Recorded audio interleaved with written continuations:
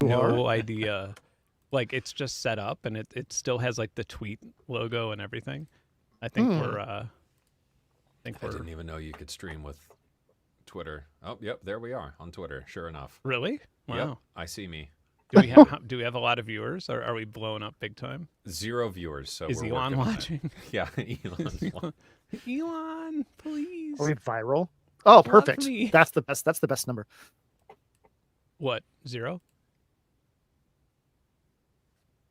I don't know how to start the stream on YouTube. Oh, here we go. I see it's already on YouTube. I think we're good. Oh, we're like going? Yep, What? Oh, that's Okay.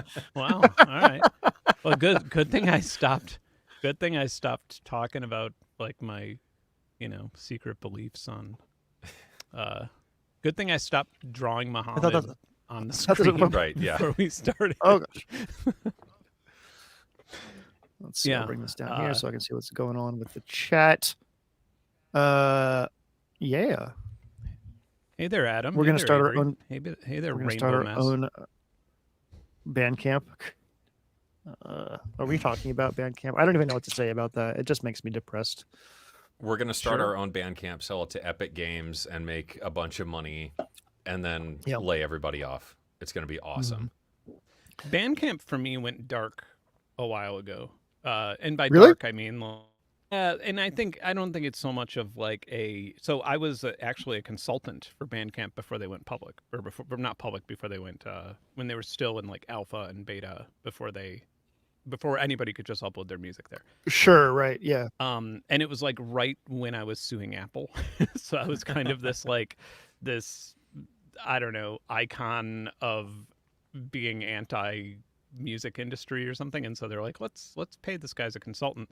And so there's just like a team of small people, and they all left the company just because they felt like their values were kind of a little bit different. Like it was just becoming more of a startup than, or I don't know, it was kind of like a collective or something before that, like a tech collective, and it sort of became more of a startup, which is fine. That I don't think there's any like, bad blood. And then like my relationship with them just kind of started depersonalizing, I guess, and it just became more of I no longer was asked for my opinion on anything, which is totally fine and valid. I'm not like complaining, but it just had like a new team. And so and then I had an issue where one of my albums leaked, which always happened with like every album, and I thought that, and so I started audio watermarking one of them, and it had leaked from Bandcamp. Like somebody from Bandcamp leaked it. And I told them about it. And I wasn't like, you fucking destroyed my career. I told them like, yo, like you guys have somebody leaked this album before, like a week before it came out, because I had uploaded it like a month prior. And, and I was like, I have this watermarking, and they like almost like, the equivalent of like having a lawyer contact you in return, but not a lawyer, just somebody from there being like, we have never done this. It would never happen. It's impossible. And I was just like, well, I have like indisputable evidence. I just thought you should know. I'm not like, it doesn't really matter. I'm totally fine with my music being on a torrent site. It's not a big deal, but yeah. And then I was just kind of like, meh, fuck this company. Yeah, it's a shame about Bandcamp. I really liked it, but I mean, it's still there. They are doing the exact same thing that it always did. Yeah. Just kind of seemed like that was one of the last good beacons of like something okay is happening in the music space, and then I don't know, they got bought and sold 14 times and then laid off half. I don't think it's fair to say that it's done. Yeah, I think it'll continue, and I think it'll continue on the same. I think they'll probably invent some sidestepping way to make money that won't affect everybody else. That would be my like. I think they're going to try and be a streaming service. I think they're going to want a monthly subscription from the listeners, and I think they might also become a service that distributes stuff to Spotify and elsewhere. That's my guess. There's no reason to believe that other than my own like my own brain. Just just spitballing like what could be a thing. Speaking of Spotify, how long before they get sued for this 1,000 minimal stream thing? Man, I've been thinking about making a video. It seems just like Yeah, Yeah, You should, mean, man, because it's disgusting. Like it's absolutely fucking disgusting. For those of you who don't know, like Spotify announced that you will not make money on any of your music unless you get 1,000 streams or more.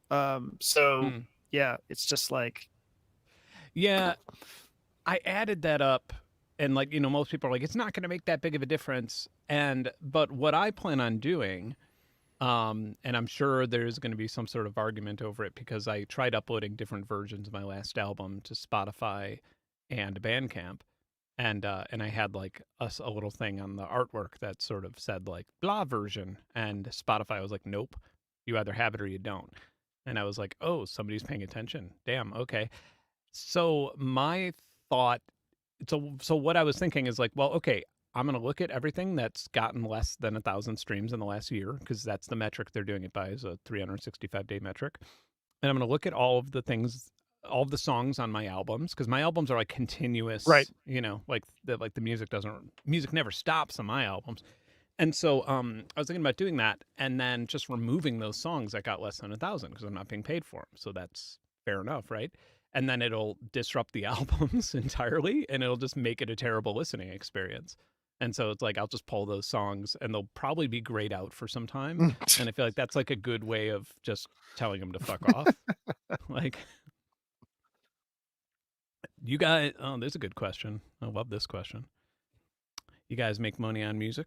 I'm just gonna impersonate everybody in the weirdest. Like, so this guy with those sunglasses, he's outside of a gas station. Brian here. And he's like, "Yo, come here." I'm like, "Yo, what's up?" And he's like, "You guys make money on music?" I just make terrible music that I would never listen to. And I'm like, "Oh yeah, I do make money on music."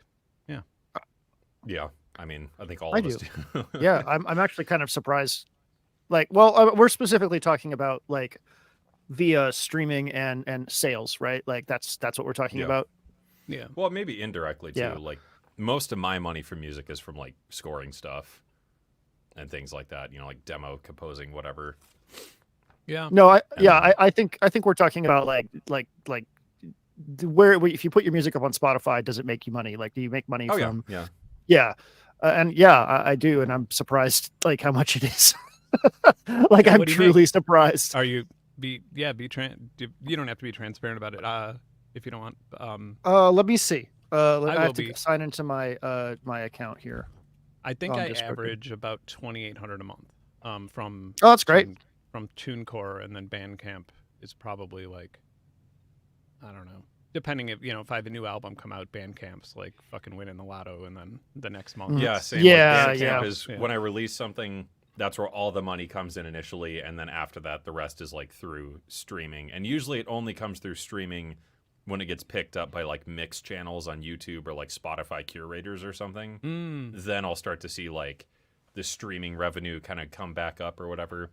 But then that'll eventually kind of tapers off too when, it kind of hits as many playlists as it's going to hit, and that's it. Yeah. Yeah, the whole like 1,000 stream thing, I've kind of got to the point of like, do I just take my shit off Spotify? Because I just don't care anymore. Spotify's become like the Twitter of streaming services at this point. It's like, it's problematic to be on it. But it sucks because like I liked Bandcamp as the alternative. Yeah. Well, yeah, I mean, right. The problem I always have is like, so I'm going to say, you know what? I'm taking all my music off Spotify. I'm okay with that. Like, I'd still survive. I'd be fine. I'd obviously make less, but it would be worth the precedent. But 90% of the people who listen to my music don't know about any of this stuff, and they don't really care, and they'll just be like, why do you take your music away? That was the same thought I had of like, they're not downloading MP3s, they're not doing any of that stuff. It's just like, because then my music would just disappear from playlists and stuff, and then it's like, what happened? And it's like, well, I was making a statement, god damn it.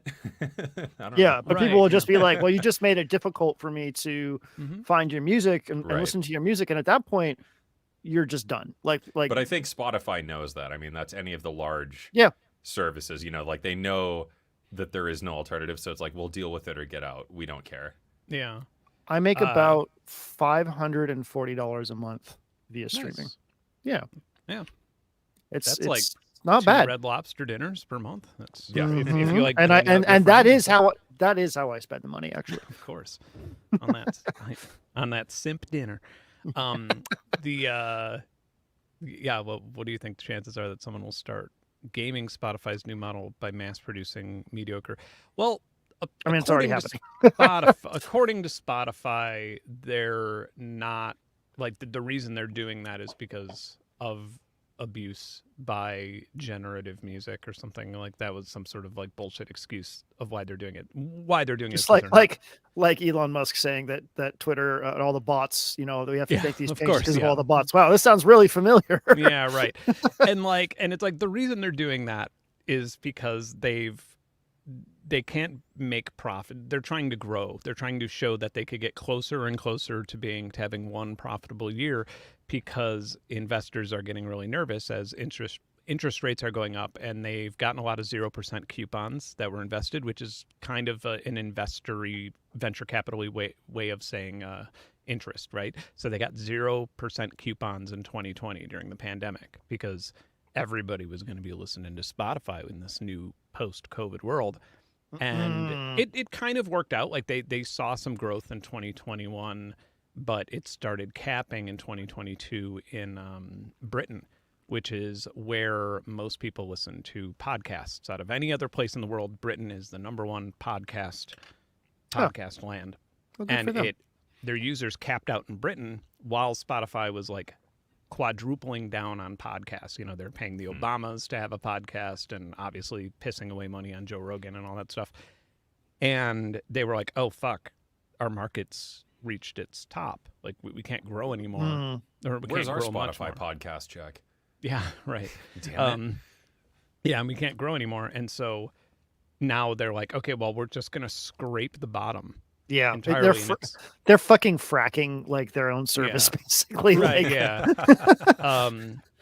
And I've never, and this is I want to believe that there are tons of AI-generated music playlists and artists that are just mucking up Spotify, but I've failed to find one piece of credible evidence that is the case in 4 years of people telling me to look into it. And I mean, I've looked in, and I want to believe it.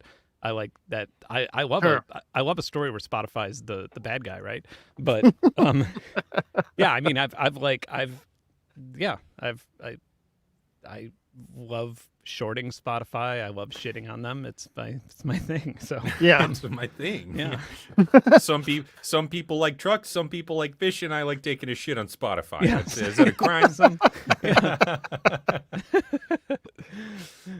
Yeah. So yeah, if Ben, professional Spotify hater, cannot find the evidence there, then maybe it's out there. I keep on meaning to find this thing again and send it to y'all. I use YouTube Music, and it's weird because you don't just like look up an artist and play. You also like get access to all of these like weird playlists on YouTube and like user generated content, and like it's very strange. But like I'll just put on like unoffensive jazz while I'm making dinner, and I found this like hour-long like jazz playlist. I thought, put it on, and halfway through I'm like, there's something really fucking weird about this. Like, I've listened to a lot of like inoffensive jazz, and I like it, but the way that this is structured feels off. And the more I listened to it, the more I was like, this was not actually made by like a jazz trio or a jazz quartet. This was like, I don't know like to what degree a computer was involved in making it, but it was clearly not music made by like 3 or 4 human beings playing together. Right. It was like the way that melody and harmony and progression went in these arrangements was nonsensical. Like it and not in like the avant-garde way. It just sucked. Like the more I listened to it, the more it just sucked. And this I'm like, inoffensive jazz is offending me. It got to the point where I just could not listen to it anymore because it was like so obviously constructed artificially, and I don't know how. But it was my first like taste of what may be AI generated content. It was very, very weird. It makes me think like, I don't know, 20 years ago, I mean, I'm asking as if I wasn't around when that was happening, but you know, like I guess like what people think of arrangers, right? Like maybe it's just that Korg arranger I did a video on. You know, that's like, an interesting maybe it's idea. Something like that, or Band in a Box or something. Like it's Sure, like, yeah. What constitutes AI? Really? Is The arranger analogy is actually a really good one because it could have been that Right, actually makes a lot of sense. It makes Someone more just, sense like, than it being like actual AI. generating Yep. a good, listenable, at least like tolerable AI song takes a lot of tries, which is expensive, and I could see it just being easier, like just being like, all right. Yeah. Which it makes sense because like the arranger in your video, at least, it did kind of do some interesting things where it would like walk up a very specific way that just logically makes sense. Like if you're looking at just MIDI data or something.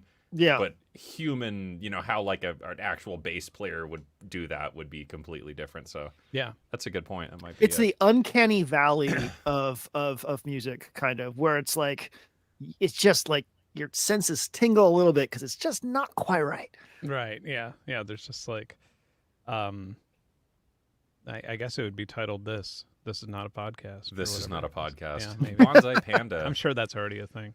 Got sad where things have come to. Unwrapping a new fresh LP from the shop was an event when I was young. Now tracks are simple, quick snacks on forgettable Spotify lists.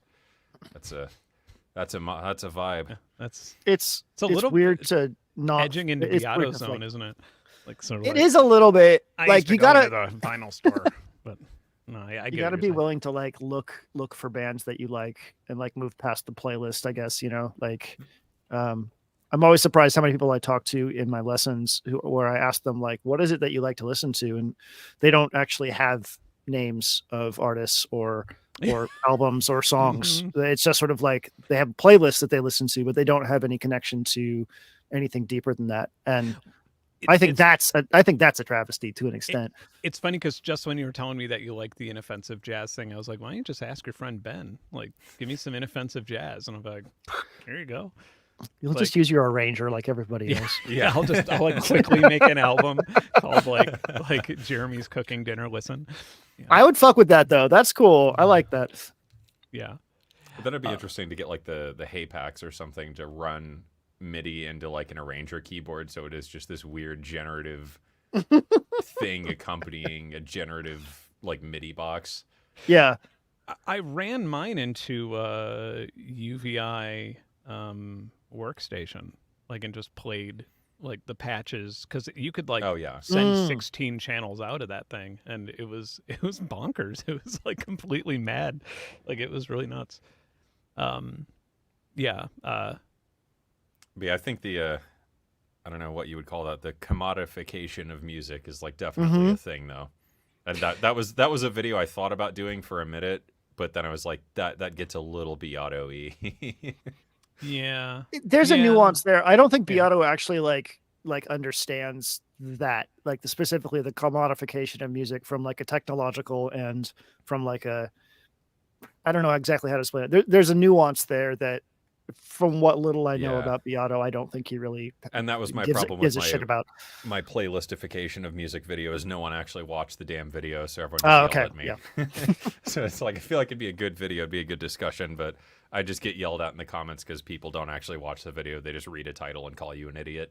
As many Beato jokes as I make, I have met the man, and he is very nice, which is that is one of the things. Is I met him at Georgia Tech, and like it was a music innovation conference essentially, and like I walked up to him, like we were both like standing on the stage after the event, and I like walked up to him and said like, "Hey, how's it going?" And he said, it was right after I passed 100,000 subs, and he was like, "Congrats on the 100,000." I was like, "Oh, thank you." I think he must have like looked me up before, but yeah, he was like a really nice guy. Oh, were you guys both doing talks?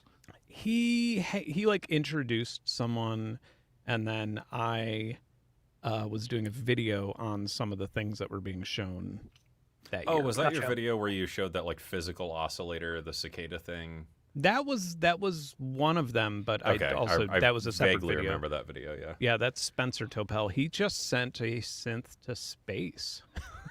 What? Yeah, he sent. Oh yeah, I heard about and it was that. a Kickstarter, and nobody put money. I know I tweeted about it a few times, and nobody put money on it. Which it's a Kickstarter. It's kind of what you expect. But yeah, it's basically a synth inside one of the SpaceX launches that is orbiting. Well, it's basically like a speaker and a microphone, and it's just you can send audio through there and get the impulses from this, like, really thin atmosphere.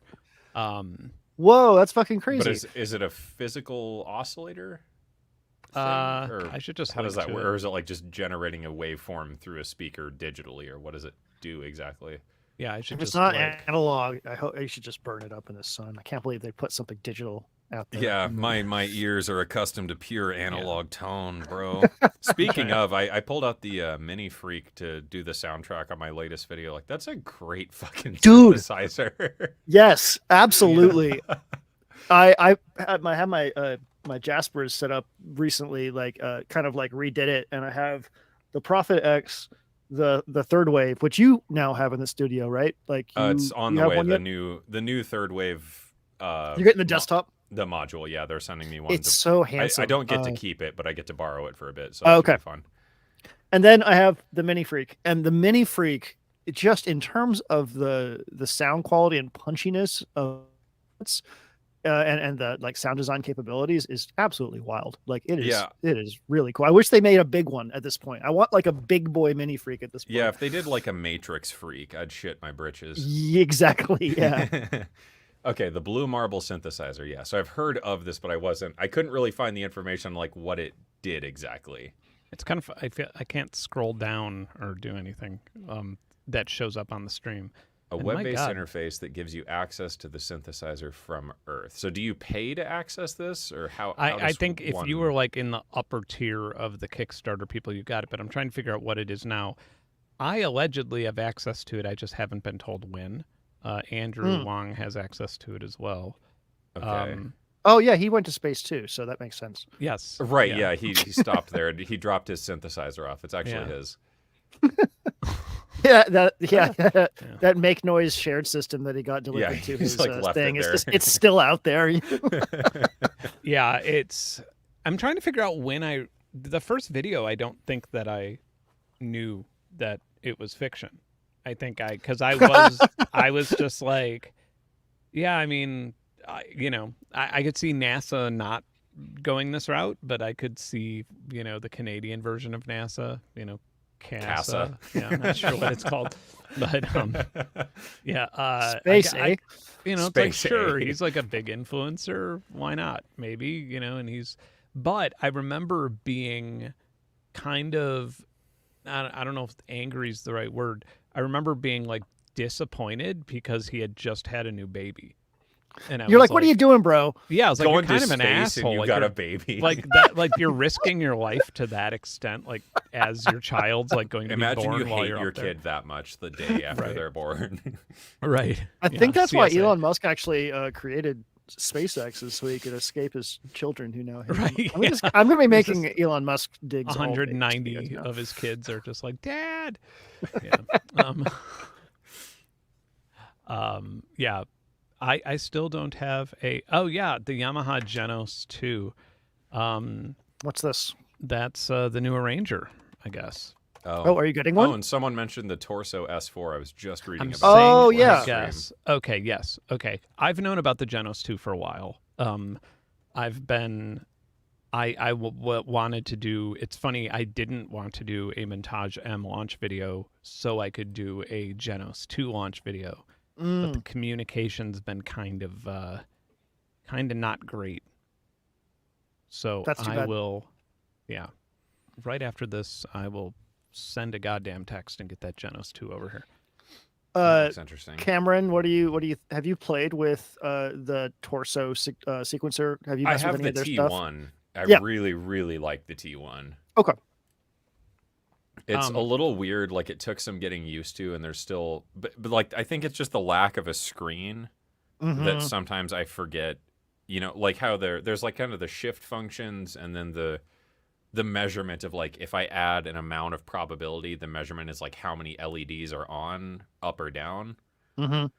some of those quirks I kind of forget. So every time I pull it out, I feel like I have to reread the manual. But I really like it for melodies and stuff. And I actually used it to score a bunch of my own videos, just to put like, Oh, I think that's that might cool. have been before I had the Mini Freak or something. But like, I would just create a sequence on that and put it through like the Polybrute or the Iridium or something, and just let it go like boop boop boop boop boop. Oh yeah, And you that's just put, perfect like, for that. You put a bit of delay and a reverb on that, and it's like you have, factutainment background ambience. It's perfect for that kind of stuff. It's great for drums too, but I've really gotten back into the poly and play for sequencing. Yeah. Just because of like the immediacy of it. Do you guys have the Reason Rack? I think Ben does, right? The Jeremy, plug. have you? I have the plug-in, demo. yeah. I have the Oh, demo, okay. so it's probably expired by now. They have a There's a rack for the poly and play.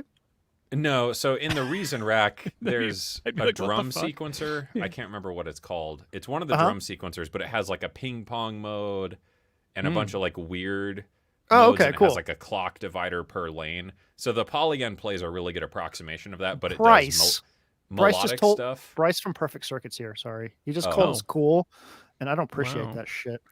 Wow. Get Cool. out. Cool's offensive these days. But yeah, the poly and play, because it has the, you can quantize it to a scale but have it be random. I really like the play for like 8-track MIDI generative, background music stuff. It's really good for that. Oh yeah, The play, if you just use it in MIDI out mode, is like probably the most powerful sequencer under $1,000. Like, Yeah. fight me, or whatever that yeah, it's okay. Republican guy says. Hear him. What does he say? Debate me. Whatever sits at the table. Yeah, I don't even know the guy's name. Oh, Steven Crowder. Oh yeah, okay. Yeah. I was like, who's that? Jamerico? Who's that guy? Yeah, but right. So, yeah, I don't know. I feel like the MIDI out mode is incredibly powerful when you can put the chords in each little thing, and then you think about like how many different pattern variations you have, and then you have the 128 different patterns with all of those and then it's 16 got, like, variations per the pattern. CC It's like steps and whatever it does. right. And like, yeah. yeah, it's like It's deep. it's a lot, and it does get tedious to set up to use all those features, but like when you have it really going, it's really, really fun. But yeah, the third wave thing, I'm looking forward to playing with the groove synthesis. Yeah, I'm really curious to hear what you think of it. It is so unapologetically the modern PPG wave. Like that's what it is. So if you like that, then you're going to get along with it fine. But I think that's what I was looking at, the Waldorf M for a minute. Then I think this will say ear itch. Yeah. It's not quite. Oh no, because you're getting the desktop version, so it is cute. Yeah. Doesn't have the color scheme that the Waldorf does, which is. But is this is also unfortunate. multi-timbral, and the Waldorf M I think is bi-timbral, but this is 4-part. No effects on the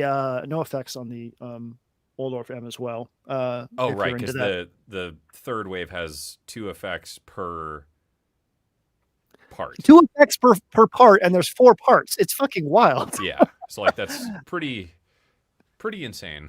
Yeah, I mean, it's I'll have to expensive. remember that you can just build the most insane stacks. Like it's not just like, oh, I have 4 parts to work with.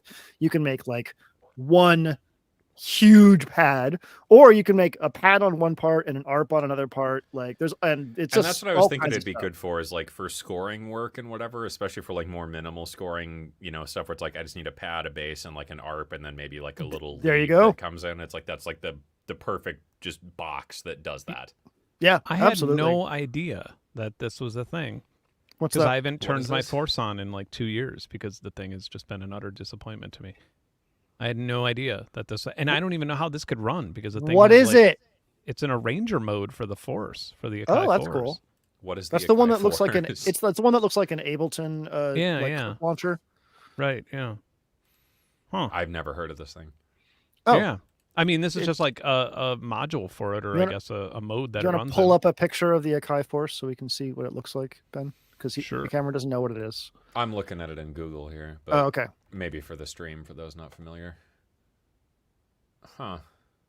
So it's like a DAW in a box? I mean, that's what all NPCs are. Okay. Yeah, right. I've like never really messed with the MPC. I looked for a while. I really wanted. I think it was like the MPC 1 or something, because I was like, man, I wish I had a box that just recorded MIDI that I could just have. But then I was like, but that's called a DAW, and I'm a fucking idiot for wanting to buy something to just record MIDI. Yeah, I mean, I bought it. I bought it day zero. Like, I was straight up because I was still performing, and I was just like, okay, this is going to transform my live show. This is going to be amazing. This is what I've been waiting for all this time, and it was very under-featured, and so I don't understand how they're putting all of that into it. Just because I felt like using it was already at its limit, basically. I was just like, this thing is like a Super Nintendo with like a a little screen on it. Like it's very slow, and clunky. But maybe they just optimized it.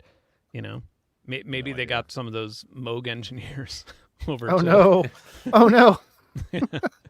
Lillian, the SH4D is multi-timbral. It is, and if you listen to quite a few of my other videos, I actually did most of the background music with the SH4D. The only thing I don't like about it is it doesn't have the individual outputs. Then it would be really, really cool for that kind of stuff. Yeah. And like a song mode, but I don't think that's ever going to happen. Parameter lock the drums or get rid of it. That's like, come on. Yeah. The parameter lock on the drums would be amazing. That's like the one thing that annoys me the most with the drum mode on it, because if I could get those like Electron style sequences out of the SH4D, I'd be so happy. Yeah. I've never really played with it still to this day. I remember me and Cameron heard about it early on, but I did a couple demo tracks for Roland directly, for like that showed up on their like socials, and the reason I did that as opposed to doing a video is because I did feel as if it was an interesting box that hadn't quite been thought through, like, and I didn't want to do a video on something that I didn't necessarily believe was there for people. But I feel like I'll I say enjoy the it sound for what it is, and I find it that's useful cool. for the multi-timbral bits, and like having like a Juno-esque box is really handy, and then like some of the FM and RM engines are nice, but for everything else, it's like I just have the Iridium. So the SH4D, I feel like if I bought that as a central piece to my studio, I would have been disappointed. It's not a central piece of kit. It's right. Like it's a little weird groove box. And that's kind of the thing is like, it's one of those things where I pull it out and it does its thing and that's great. And then I put it away. I like the sound of it. Yeah. Like, I think it sounds really good. I just don't like the workflow. Yeah. The workflow is annoying. Yeah. Well, speaking of, it's kind of funny because I haven't had terribly much fun with a lot of sequencers since the Korg Ranger came. Oh, the Play and the Korg Ranger. Yeah, the Play is like, I mean, I got two of them right back there, like on that, because I was just like moving them between rooms. I was syncing them up. The Play is like, for me, it's just sort of like the first sequencer option that I choose, and then like if I want to go beyond that, and if I have some sort of different interface, but I just feel like it's so easy to just like like generate things and then move on from that if I'm hooking up to it is good at that for sure, like the generative fill and like do this to this MIDI information. It's really good for that. But I've been looking at that. I think it's the Hapax. Is that the new Swarp thingy? We just have a oops, I selected the wrong one. Oh, the Oxy One and the Hapax. So I fell out from the generative sequencing. The Play literally like removed me from the generative world of other. Well, neither things, of them are like inherently generative. They have like algorithmic options in them, but I can vouch for the Hapax. It's cool. It's got some very, very interesting things in it. Feels good to use. It's been on my list for a minute because I think it does. It has like cool generative features and stuff. Right? No. Yeah. Okay, can we talk about this for a second? The sequencer fatigue, this thing where it's just like a new sequencer comes out and you're like, oh my god, I just can't. I can't fucking bring myself to learn this. Right. Yeah. Sequencers are the one thing that take like the most amount of energy to learn. I think it's like learning a DAW almost. Pretty much. well, like the advanced ones for sure. The easier ones are pretty like pick up and go, but the ones that do cool stuff, it's like read the menu and play with it for like 4 days before you really make anything with it. Yeah. The Chaos Pad, I am totally down with it. I don't know what the hate is. I think people expect it to be like an MPC Live when a Chaos I think people Pad is a expect it performance to be. instrument. They expect it to be a SP404 because to be honest, Right. it really does look like one. Yeah, they did kind of bite that, but it's supposed to exist between two CDJs, right? Like that's 'cause Yeah, people are even yeah. like a lot of people are just angry that there was a they were just very angry that there was like RCA cables and stuff. Oh, and it's well, like, I mean, look, I'm going to put myself in that camp. Korg reached out and was like, we've got this coming out. And I'm like, cool. Can you send me like a spec sheet? And I Yeah. started reading through it and I'm like, oh God, it's RCA. It's like, I'm not Right. fucking with that. Like, Right. I don't want to fuck with that. yeah, but if you had a DJ kit, you'd be like, sweet, it's RCA. Sure. If, You know, if, like yeah. that's, and so it's like I feel like a lot of What is the of new people thing called? in our little community just it's the Chaos Pad, also this thing which 4? we're gonna have to talk about. yeah, we'll talk about that. Yeah. The Oh, Chaos Pad 4 quad. quad. No? Yeah. It's got quads. Okay. Yeah, I've been kind of out of the loop lately, and honestly, it's been awesome. What's wrong with RCA? Okay, so first of all, it's not balanced. True. Second of all, you're not going to find it on any studio gear, like for the most part. It is a standard that is for like, it used to be for like hi-fi equipment. I don't know if hi-fi equipment still uses it. I don't know that I have anything in my studio with an RCA jack now that you mention Yeah, I yeah. got tons. Oh, well, fuck you. Yeah. You're I got old. Shut up, Grandpa. I got shit that I bought in like the late 90s and early 2000s, like effects processors and like all that stuff. I got tons because they Yeah, were the only... yeah. Spitif still uses it, right? Like as a connector, right? Yeah. Is that Yeah. okay? I don't like it's not very secure to me, and also again, it's not balanced. So, yeah, I think the reason that it's so prevalent in the DJ world is because turntables all were RCA like forever. So like that's just what inherited it. Is that safe to assume? Yeah, I've had some 1/4 inch things, some both cables and products. Like for example, I have a Empress, and this isn't saying that like this particular product is bad. You know, I think it just happens sporadically. But I have an Empress Echo pedal that like just eats your 1/4 inch cable. Like it just like something's, you know what I'm saying? But that's happened a few times, and that's happened with XLR as well. Like things that have just had like inputs and outputs where it was just like misshaped a little bit in the manufacturing process of that specific unit. Oh and no! Then, and then it just like eats. And RCA won't do that. RCA is kind of Fair like, enough. it's pretty chill. But Fair I enough. do wish everything was Ethernet. Like at this point, like everything. No, I want everything grounded to, like, Ethernet. Yeah. Ethernet or BNC. Give me that locking connector. You know. Yeah. Oh, those banana plugs. Those like halfway between 3.5 and 1/4 inch. Oh Those no! are- No. what I'm Wait, talking is about? that what they are? Yeah. I'm talking they're- about a coax, like BNC locking coax. right. Like, No, I'm talking about the banana. I mean, it really like, you know, it fit very snugly, and it didn't really lock in, but it was like it's what I wish modular had. It would be so much more pleasurable to use. And you had to put lube on it before you put it in. I'm joking. Imagine if you had to lube every single connection you make in a modular synth. Yeah, with You like just had like a little thing next to you, and you had to like dip it. like the Dude, front the of the amount- connectors are made out of like something that doesn't really transmit electricity well, and you have to The use like amount some of sort of KVR threads that would come up of people debating which lube offers the best tone. oh Yep. yeah, oh my god, we yeah. had tone wood. We had tone wood. Now we have Tone lube. Tone lube. Yeah. What God. lube is the best for tone? Yeah, this Torso S4, it looks like a fucking monster. I didn't finish reading the article on it, but I found it right before the stream, and I was immediately excited because I was like, "Ooh, What are- four-track we excited about sampler here? looper? I don't know. It's like a 4-track sampler looper ambient noise box texture maker," and I'm like, I would fuck with that.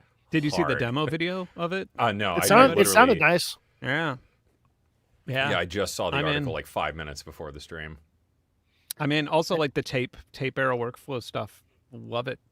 It's like, yeah, it's just innovative. I love it. I'm really, they literally sent me a message being like, "Hey, came out with this," and I was just like, "Well, fucking give it to me." Did they say a price point on it? Maybe I'll find one. Let's see. Pre-order now. $8.99. Oh wow, that is not. Not cheap. I was gonna buy a new camera lens for Christmas from Santa to me, so I don't think I can get that for the size of the company. That's like kind of. I guess that's what you would expect. Yeah, like you can't. Yeah, I mean it's a flagship. Yeah. It's a flagship product. Like that looks very, very nice. So it's a 4-channel sampler with what's it got? Like filter and delay and reverb. I think I'm seeing there. It just looks like a crazy granulator with. Casey says $8.99 sounds okay. I agree. Yeah, that does sound great. Yeah, so I think it's like a tape box / effects box. Kind of, yeah. I think what's happening is it's a live looper as well, which I'm super. I just bought. Yeah, I need to, like, immediately. That's such a yes to me because I need I don't have any good loopers. Like they all just suck. Like I have many, and they like any MIDI controllable looper I have is just like not satisfactory. Another piece of gear I got lately. Got it sent over. This thing. Ooh, what you got? What is that? I ordered this. Literally what the ordered fuck is it. That? So it's a. Oh.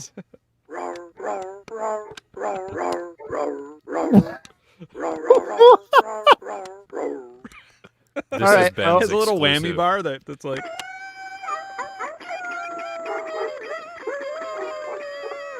Yeah. That's great. That is something. Yeah. Rower. Great. That's Ben's new Flashbulb album. It's just that sampled onto like the Polygon tracker with like weird glitch beats and It's shit so happening. fucking ridiculous. Yes. And I bought it just being like, I'll find a kid to give this to. Like I have someone in the family but I just really want to play it for now. So I feel like that's something you could circuit Ben though and make some insane stuff. Oh my god. I don't think you need to. Like roar is like already just yeah. like ridiculous. Like and it's in tune and stuff. I've like already played it over some background music. Yeah. Yeah. Run it through like some do you have a microcosm? Run it through like a microcosm. There you go. Yeah. See what happens there. I'm not allowed. I'm not. You're not. Oh, I've right. been asked not to right. not to cover any of their stuff on my channel. So That's because I right, gave I them forgot. a bad review and they're not Yeah. happy. Sorry. But that happens. That's okay. How I is know that new thing, by the way? That's what I was Cameron? just to ask. Yeah, Yeah. Cameron, how's the Chroma station? Chroma Console. I got it right down there. I've been using it for the last 2 days recording cello samples. I like it. I wish, like, and you know, this is like sound designer-y gripe, but I wish that I could just choose 4 of any effect instead of 1 from this slot, 1 from this slot, 1 from this slot, 1 from this slot. Like it'd be nice if Sure. because if I'm using, like, let's say I'm using the cassette effect on the end and then a drive at the front, and the middle 2 I'm not using, I would really like to be able to use, like, I don't know, 2 different echo effects in the 2 middle slots. But you can't. You can only pick echo on the 1 channel, I guess or 1 block, which is fine. And, you know, like I would guess maybe like the DSP would be too intensive to run like 4 reverbs, you know, or I don't know what it runs on exactly. I haven't cracked it open, but I like it. It's the stereo in and out is nice. Yep. I've been running it from the new AudioFuse 16 rig, so I'm basically running out of there through my pedal board back into this. So to do this new cello library, all I had to do, I have my other mic set up over there, was record the cello, but it would then pass through the AudioFuse, through the pedals, back into the AudioFuse, into the DAW, so I could get the affected signal back like in real time, which was awesome. But I like the effects. I don't understand like some of the sub functions quite yet, but it's in the manual, so you can like shift function it to, like, on the cassette effect. If you do the alternate function, if you sweep the knob, it like adjusts the intensity of the cassetteness. Okay. So as you go up, it increases more like tape compression and saturation and stuff. So there's kind of like little hidden things in there. So the tremolo, you could add random modulation to the tremolo, so it's not so like woo woo woo. You know, it's kind of more like tape dip. So it's pretty cool. How's the distortions? I'm very curious about that. I really like, what's this one called? Dog shit. Just unplug it. Sweeten. So it's the second drive mode. It's called Sweeten. I really like the, I don't know, sound of that one. I think it's like a distortion and a compression. Oh, cool. The regular drive is nice. I haven't plugged my guitar through it. I need to resolder my guitar, but I haven't had time. The fuzz distortion is pretty intense. I was putting, I think it was the Malevolent I was putting through the fuzz distortion on this, and that was pretty fun. Okay. There's another one called Howl that I don't understand what it does. I think it's like a wave folding distortion, maybe. That one's pretty extreme, but it has like a tilt knob here too, so you can like brighten the distortion or darken it, which is nice. But yeah, the first two distortions are nice, and then the fourth one is not a distortion. That's a auto envelope, like swelling effect. Oh, okay. So it does lots of cool stuff. How many inputs and outputs does that fucking thing have? I know this thing is a monster. I've been kind of What is that? Helix? I've been kind of vibing on it. It's like it's a Helix, yeah, but it they kind of have like the pedal layout where you have like all these different. But and those are little screens. This like all those little things are screens. Mm-hmm. And this is the worship bundle. I don't know what the fuck that means. I have no idea. Some communion wafers with it. Yeah, not sure like what.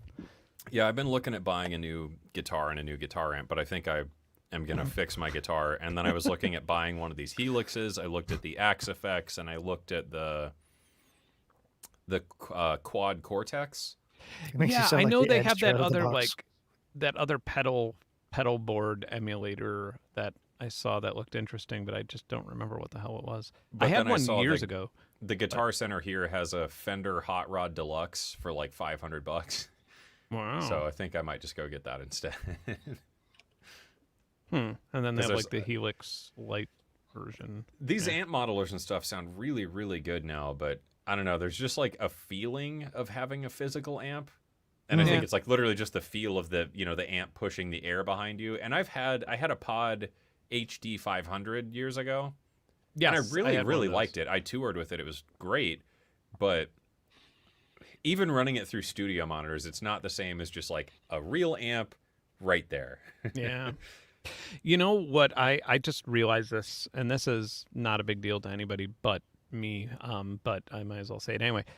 I realized that my ears are not really feeling any sort of normalcy anymore because I'm moving around and working on music in so many different spots, and that I was like, I really kind of want something that monitors, that self-calibrate. And now I've been kind of thinking about those IK monitors that are apparently getting really good reviews. They're handmade in Italy. The three ways? Their website's kind of impossible to. I guess Sweetwater wins SEO in every case, doesn't it? It's the 6.5 inch ones. Those and a sub. I've read good things, and they were on sale big time at Tommen. How much are they going for? Now they were on sale? They were on sale for 30% off at Tommen, but now they're... I was looking at their... they have a little tiny speakers and like a sub box on the floor or something. Yeah. I was looking at that. I haven't heard of these though. Are those like measurement mics that come with it? Yeah. Looks and like then it. they connect to it. They have like an well, I guess they don't have a rear image, but they have on the back they have like an Ethernet port, and I think it connects to Wi-Fi, so it can automatically. Yeah. Pretty impressive. They sent over their monosynth, the Uno Pro X. Yeah, I have that.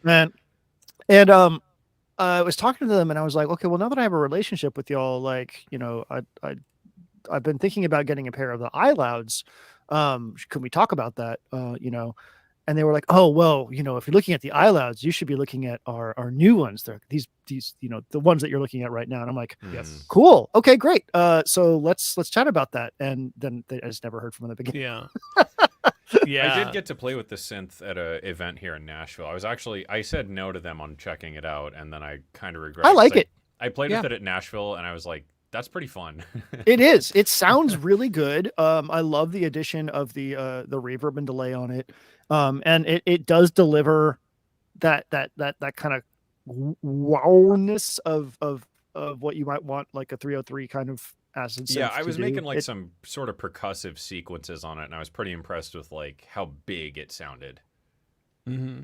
Yeah. Yeah. Oh yeah. It's huge. It's a really, really great little synth.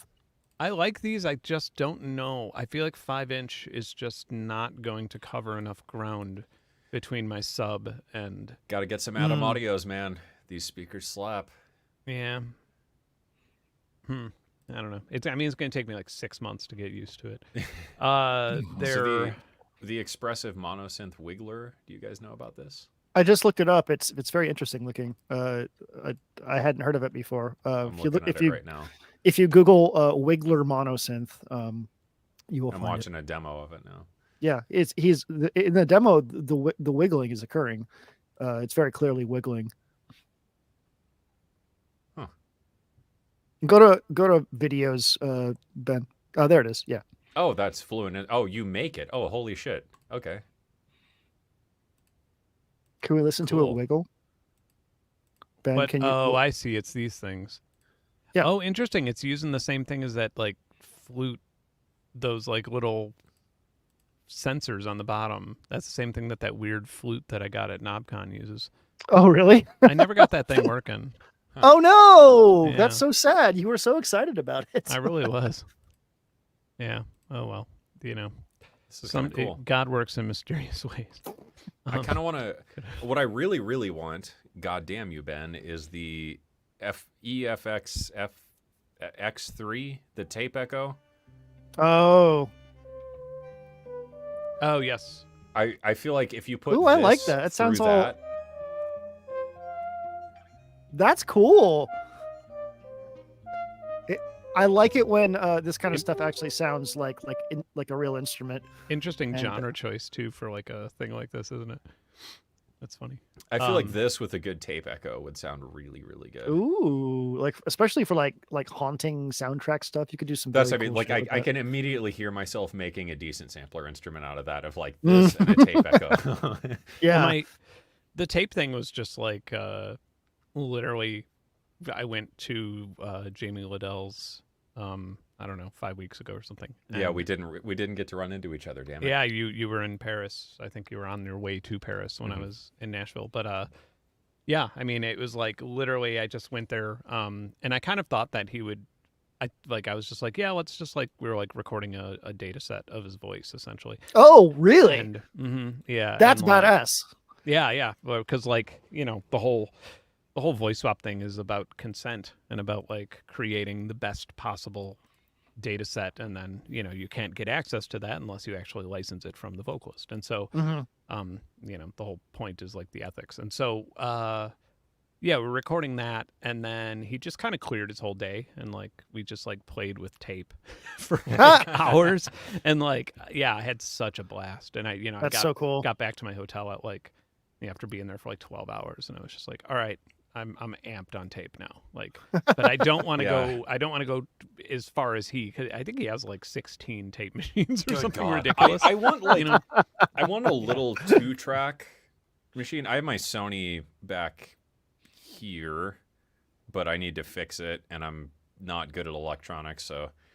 But I want like one little 2-track tape machine. I think would be nice, but I really, really want that Space Echo thing you were fucking with, because that seems right up my alley. That's a good deal. That thing is a great deal. The chorus on it sounds so good. Yeah. And like I don't know why, but I'm not a big chorus guy. I don't know. I just don't like the sound of chorus a lot of the times, but that one's really smooth sounding. I don't like chorus if I could identify that there's chorus.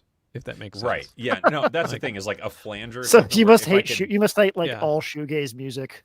Yeah. Yeah. If you could hear those like predictable cycles and modulation and stuff, it's just kind of like, oh, it's an MXR Phase 90 or whatever. I'm trying to think though. I mean, I feel like playing the Jaco bass through chorus has a pretty nice, like through a chorus and like a 360 amp model or something. That's pretty beautiful because it sings so much. Like it has this nice. I feel like that's a good. But yeah, I'm not. Yeah, choruses. Well, I'm not sure why. I feel like it just comes from like I'm not. I guess I have a jazz chorus amp. That's like the amp that I'm most used to is like the Roland jazz chorus one. And that has chorus obviously, but it's like very subtle. It just sort of, yeah. Oh, the torso thing can be a sampler. What do you mean? It's a MIDI controlled sampler. Hook up a MIDI keyboard or sequencer and use S4 as a powerful textural synthesizer. And God. And it's a live looper. Edwin, no, man. Sell me on chorus. Sell me on it. Make me love chorus. You can do it. It probably won't take high. Probably like one song. I'm like, oh yeah, chorus is great. Whenever I say I don't like something, I always feel that's when I was younger. I would always be like, I fucking hate country music. And then you listen to like one good track. Charlie Cooper, of all people, from the late Charlie Cooper from Telephone Tel Aviv, got you into country music. He was just like, Ben, Playboy, you don't like you don't like country, old country, and I'm like, nah. He's like, come on, Ben, Bob Dylan. I'm just like, what, and what did he get you into, like Merle Haggard and Hank Sure, Sr. and he played it. And I was like, this shit's fucking brilliant. Like everything about it. And then I discovered bluegrass. I discovered bluegrass the first time that I played a show in Atlanta. It was 2004. I remember it like it was yesterday. I was DJing on a tour because I was too lazy to play live and I just wasn't being paid enough to do it. And so I was like DJing with a bunch of other people, and there was a big warehouse party happening in Atlanta. And I was not happy about DJing, but I just needed the money, so I was like, whatever. And I left I hadn't slept the night before, and I left the warehouse party and went to this little dinky bar, and there's this band called Blue Highway playing that. And to like, a crowd of like 20 people, and they're like talking to the audience and like flirting with girls in the audience and stuff. And it was bluegrass, and they were so fucking talented. Like the voices, the guitar, every single thing of it was like so talented. And I just felt like such a failure. Like I was like, I have played the guitar my entire life. I've been playing all these instruments. I have the skill to learn more, and here I am DJing at a warehouse party when I could. And from that point on, I like never played shows really without bringing a guitar and without bringing that. Like I was just like, no, like I'm not going to do it unless I'm like going all out. But yeah, Blue Highway's great now. They're actually as heavy listening says, and there's some heavy listening going on there. And if everyone likes bluegrass and country music, you can go listen to BR549. You want a great band that's like super underrated. That's one for you. BR549. Check them out. Were we supposed to talk about free plugins or something? That was the pretense. Yeah. We really fucked that one up. I feel like we kind of went through the news here. Well, so I tried BandLab. I gave BandLab a shot. On the phone what or like the is BandLab? App? On the app. What are you eating? I have to know. What is that? Stacy's chip. Because do you know what I have in my hand? Is that one of those mint breath strips? Yeah, I ordered a whole giant case of them, and I've been eating them like chips. Oh my god! These are Stacy's pita chips. They're fire roasted jalapeno. These are really, really good. Cameron I'm like a sucker for jalapeno chips for sure. Like I feel like I probably permanently fucked up your mouth from like when we were traveling and all of this stuff. That sounds really bad. Yeah, this like chili lime dust. Like every time he got so addicted to it. Every time I looked over at Cameron, he was like, just like pouring some on there, and like, yeah, I love the Mexican candy. The lime one, or what was it? Lemon salt or whatever one. Yeah, that one's really, really good. Yeah, I like the chilies, but yeah, I've gotten like a stomach ache from these before, like from having like a whole pack in an hour and been like, oh, this hurts. But so I try and chill a little bit. But have you guys done a show together? No. We have not. I don't like playing live. Yeah, I mean, I don't like playing live at places that pay me well, meaning that it's like major festivals and stuff. I don't like that. I like playing live at seated places that generally, post-COVID, just it's not really possible anymore. And just one of those things where it's like I have to constantly rehearse in order to be able to in order to play one show a year, I have to rehearse, like, and I have to, like, you know, stay going because there's, you know, a lot of notes I got to be playing, and yeah, and so it's just not worth it at the end of the day. Yeah, I'm in the same boat. I played 2 shows in 2023, and the amount of work I had to put into making those happen was just like, Christ. Like, it's a lot of work to prepare for a live show. It's weird to not have shows. Like, it is weird to do it. I mean, I guess I've been playing shows since I was 16, right? So, and I've been touring out of town since 18, and then I just abruptly stopped last year. And so it was kind of like, it's strange to not have that event up ahead where, you know, I'm gonna. Was that part of your like yearly or, you know, sort of schedule? Like, I'm going to be on tour for this period of time or whatever. In like between like 2000 and 2010, it was probably 4 to 6 months out of the year. And then I like slowed it down a little bit after that because I had like a music school that I was running and stuff like that. And then eventually it, like, post-COVID, I think I played like 1 show a year for 2 years, and 2 shows in 2022 for 2 festivals. And yeah, they paid really well, but I just didn't really, I don't know, I didn't vibe with it that well. But I would love to take that arranger to some like hotel bars. Like, I absolutely would love that, as long as like the name Flashball wasn't being used and it wasn't being promoted, and I was just like playing a small gig. You just need an alias, like. Yep. Yeah, Janelle Borden. Yeah, just flip it around. Yeah. Fatwashball. Yeah, but that was Fatwashball. So we kind of are kind of doing a, I guess, in a weird way. Well, maybe, I don't know. I don't know what the details are yet with like the scoring, but I'm shooting a documentary in January, and it's a giant undertaking. It's a lot. It's like a proper, and it's going to be distributed. I can distribute it to YouTube for free, and it will also go to some of, I can't really say which one yet, but it will also go to a, you know, major subscription streaming service. You doing it on Nebula? Yeah. Major. No. Yeah, and so it's it's. Which I think you emailed me about that or something, and I've been avoiding that email for like 3 days. So there's a lot of them. Yeah, there's yeah, but it's so it's interesting, and there's a lot of scientific research with it too. Like, basically, what I'm using the platform for is to, you know, take any extra money that I'm making from ad revenue and stuff like that and shovel it onto scientific research and stuff like that. So it's an experiment. But yeah, Cameron might do the score for some of it. We may co-score it, which he may also help with some of the sound, because I have to interview people and do crazy things. We may go into a cave again. I don't think I told you about this yet. But no. Yeah, I didn't tell Cameron yet. But this time it would be at a like one of the craziest caves in the world, and we would have like official permission to go there, and there's an elevator that goes like 800 feet down. So neat. Yeah, I was just thinking about how I want to go back in caves again.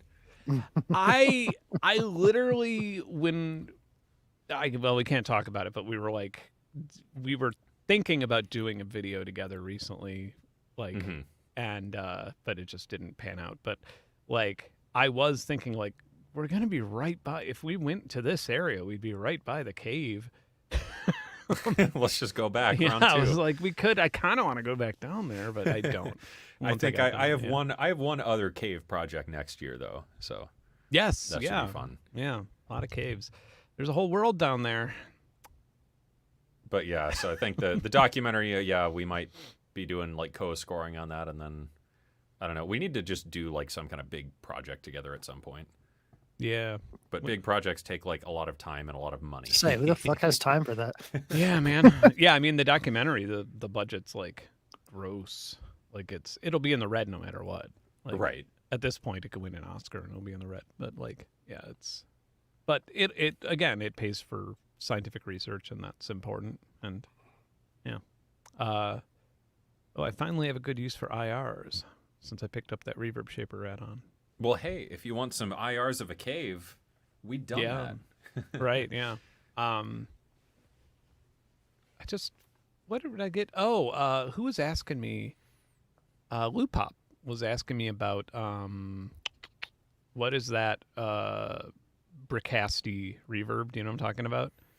Are you familiar with this? He was asking me about it, and I was like, "Oh, I've tried one, and I'm not very Bricasti M7. It is a stereo reverb processor, and I will tell you how much it costs in a moment. I just want to get a with a name like price. that. It's going to be fucking expensive.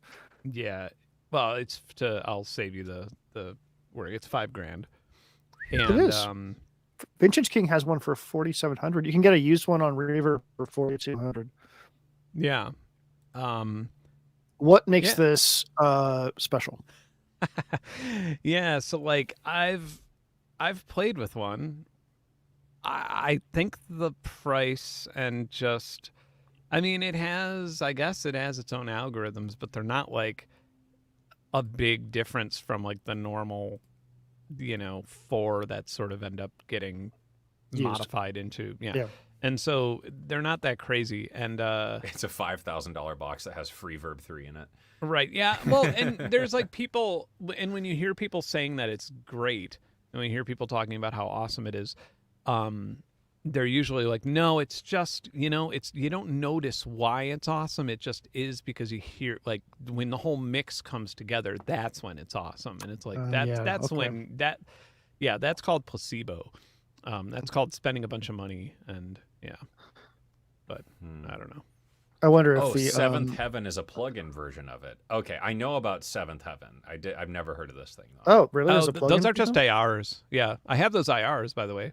Oh, you do? Yeah. The Seventh Heaven, I've heard really, really, really good things about that, and I thought about it once or twice because some of my composing and scoring friends were like, "Oh, for drums, these are great, like cathedral things to put like string libraries in." But then I was like, "Yeah, fuck that. I'll just go make my own impulses." Thanks. I'm like in my spare time, I'm like going into the other room and testing reverbs. That's what I've been doing for this week, like reverb testing off and on different pedals. Seventh Heaven it's only, never mind. The standard is $69. Yeah, it's quite expensive for like the full version. And then the full version is $300, which isn't that crazy. I think I have their whole suite. I don't remember how much it cost me, but it is like gigabytes of IRs. Like IRs. Yeah. But I think that's the thing people don't understand with convolution plugins is like most of the time you're not paying for the fact that it's a convolution reverb. You're paying for the IRs because good IR capture is such a pain in the ass. Mm-hmm. Yes, I have tried the Maris Mercury X. That's their new modular reverb thingy. Yeah, okay. It is one of the things that got me into making this reverb roundup. I don't know if I should do one giant reverb roundup or if I should just have like 3 different videos because I think I'm going to try and do one that's like the best new algorithm, then the best all-around reverb, and then the best all-around reverb for under I feel like I'm missing out on making $300. gear videos at this point. You guys just keep cranking them out. Yeah. I mean, it's all I do at this point. Right. So like next year, that will not be the case. You don't have to feel bad about it. The Maris Mercury X so far, I actually haven't given it like its crazy tests yet with my app, but so far it is very impressive. How do you feel about the user interface? I like it. It is it makes me feel like I wish that other things had more knobs, or like one made me feel like if I wish that the Zoya had more knobs than it does or something. Yeah, I like it. I need to run it through its craziness, but the user interface I'm a fan of, considering what it does, and I actually like had a quick meeting with the UI designer. Yeah. Yes, Specular Tempest is great. It really Specular is. Tempest, Specular Tempest still may be the best reverb under $300. It's crazy how good it on sounds. For a minute, but I have the Empress reverb, and I'd like feel dumb having more reverbs. But the Specular Tempest sounds incredibly smooth. It does. Yeah. It's really, really great. Yeah, it I do think that we're gonna have I do feel like we may have a new champion over the Empress finally.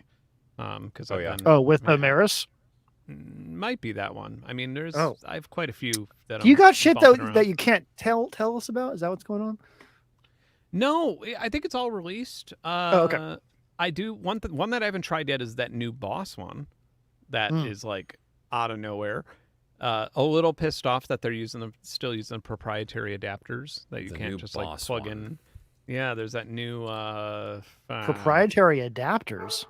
Yeah, Boss shit uses like you have to use the Boss PSU6. Oh, like that's you can't. Bullshit. It doesn't just tell you like 9-volt negative. Pole, oh fuck no! Yeah. Fuck that. That sucks. Don't apologize. I built my first little. You could sell your Zoya. I don't care. That's fine. I built my first little pedal board. Fixed. I'm fixing my own right now. One of my membrane. Zoya? Yeah, the membrane. My up button died, and I was just like, "What should I do?" They're like, "We'll send you a membrane. Here's how you fix it." I'm like, that's cool. My screen half dimmed out, so I can barely see it now, which is sad because I had. I have the new Arturia interface, so I actually had the Zoya, I have the Euro Bureau, but I had the Euro Bureau just on my desk, and it was just permanently cabled in there, because then I can, just put on a granulizer, or put on a reverb, or put on an amp cabinet, or whatever. And it was great for that, and now the screen is like half dim. I don't know. Why is all my gear broken? That's a good question. Do you have a screensaver on it? Mm-mm. Like, does it have the little floating thing? I don't think so. No, mine was just on, and now it's just like half as bright as it should be, so it's just barely readable. So I think it just has to be replaced. Yeah. That sucks. Huh. Yeah. Have I tried? Oh yeah, I know the German Copcat sells the. I mean, you could also just like find out the actual polarity and get one on Amazon.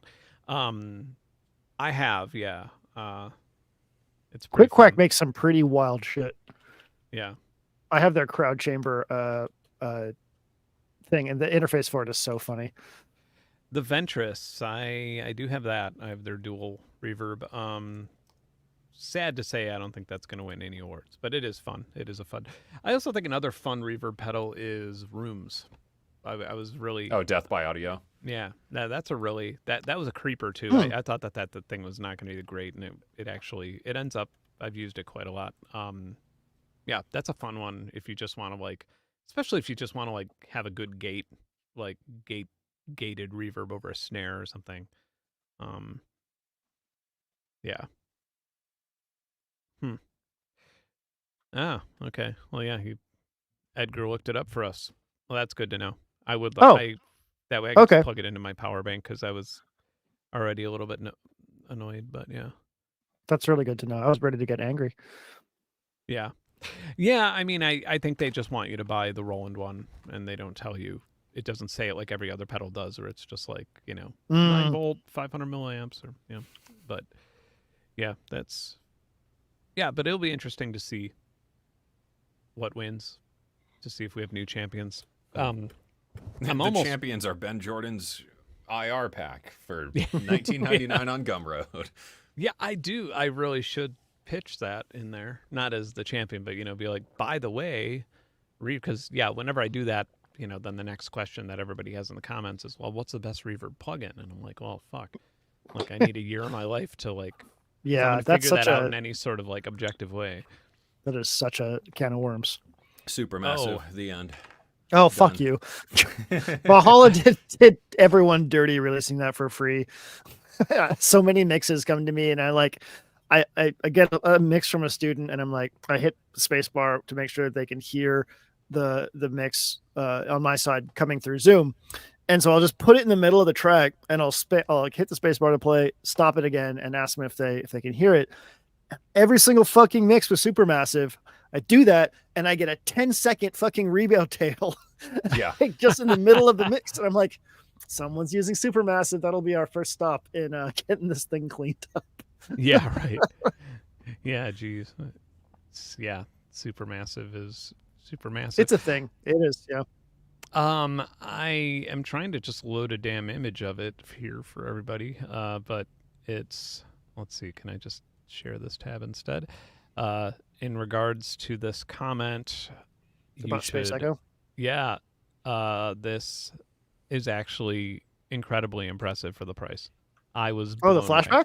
Yes, I was blown away. I could not believe how good of a tape echo it was. I expected it to be, it's like literally just a looper. Like I bought it for a looper function, basically, like just like a quick little looper. And and the delay types are actually really good sounding. It's not going to sound like a real tape delay, but affordable under $300 delay.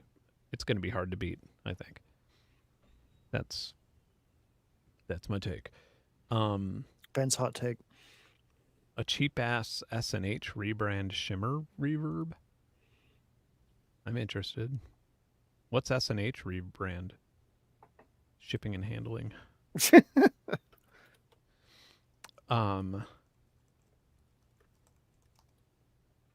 Yeah. Anyway. I could talk about reverb all day. That's Shimmer and Shine? Sample and hold shimmer. Oh, okay. Interesting. Huh. Crazy. Huh.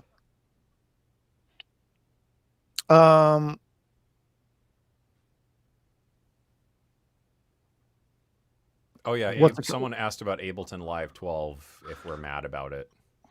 Mad about it. Or something. I'll tell you what I'm mad about. I'm mad that I didn't hear shit about it until it was announced. I'm fucking pissed. Like my Ableton rep just quit. Like she lived and she just quit. And I never found out until like months had passed, and I was like, you know what? I was supposed to talk with her about getting certified. Like what happened? So I reached out, the email bounced, and I'm like, okay, cool. Found out she just quit, and they never like bothered assigning anybody to her contacts, I guess. So last time Ableton 11 came out, I was I was on a call like, before it had even been announced, and was working with the beta and stuff like that. And that was cool because I could actually like start understanding what made it special and talk to people about it before it even dropped. It answered a lot of questions about it. And this year, I just like completely out of the loop. I felt real shitty about that. However, it looks dope. It looks real cool. I got no gripes about what they've done with it. I think it looks really, really cool. You guys don't even fuck with Ableton, so like I think I'm the only person here that has an opinion about it. Well, it's funny because I knew about it too. Like I knew about it through like a different source, but yeah. Also, Bill has been using it for. Oh, sure. Yeah. I mean, they had a lot of layoffs. Unfortunately. Oh, sure. Yeah, they are hurting. And Push 3 continues to be a bit of a debacle. But what like whoever asked that question, what are we supposed to be mad about? Because I saw a tweet from Ned Rush saying like, complaining about what a new release, a new DAW doesn't do is no replacement for a personality, which I thought was fucking hilarious. And you can just extrapolate that to like any piece of gear, like complaining about what it does and doesn't do is no replacement for a personality. But yeah, I don't know what we're supposed to be mad about. It looks like a pretty good iteration of Ableton. Like I'm excited about some of the MIDI stuff. Yeah, it's cool. They have a new like saturation effect too, or a new distortion effect, which is always good. Oh, it's not out yet. No, I didn't realize that. Yeah, just announced. It's like in Huh. beta.